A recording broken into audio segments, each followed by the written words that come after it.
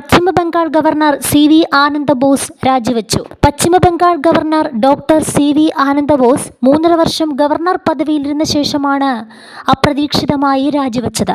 പദവിയിൽ നിന്ന് ഒഴിയാനുള്ള കാരണം രാഷ്ട്രപതിക്ക് അയച്ച രാജിക്കത്തിൽ ആനന്ദബോസ് വ്യക്തമാക്കിയിട്ടില്ല. 2022 നവംബർ മുതൽ പശ്ചിമബംഗാൾ ഗവർണറായി സേവനമനുഷ്ഠിച്ചു വരികയാണ് ആനന്ദബോസ്. റിട്ടയേർഡ് IAS ഉദ്യോഗസ്ഥനും എഴുത്തുകാരനുമായ ആനന്ദബോസ് കോട്ടയം മണ്ണാനം സ്വദേശിയാണ്. ഗവർണർ സ്ഥാനത്ത് മതിയായ സമയം ചെലവഴിച്ചു കഴിഞ്ഞെന്ന് ആനന്ദബോസ് വാർത്താ ഏജൻസിയോട് പ്രതികരിച്ചു.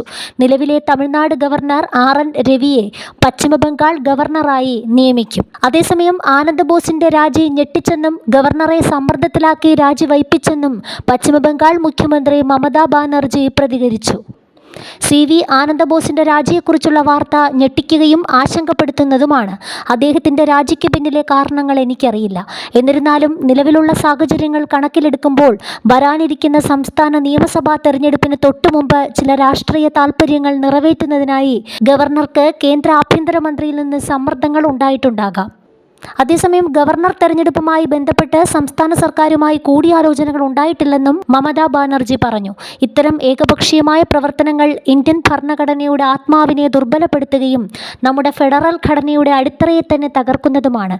കേന്ദ്രം ഫെഡറലിസത്തിന്റെ തത്വങ്ങളെ മാനിക്കുകയും ജനാധിപത്യ കൺവെൻഷനുകളെയും സംസ്ഥാനങ്ങളുടെ അന്തസ്സിനെയും ഇല്ലാതാക്കുന്ന ഏകപക്ഷീയമായ തീരുമാനങ്ങൾ എടുക്കുന്നതിൽ നിന്ന് വിട്ടുനിൽക്കണമെന്നും മമതാ ബാനർജി പ്രതികരിച്ചു.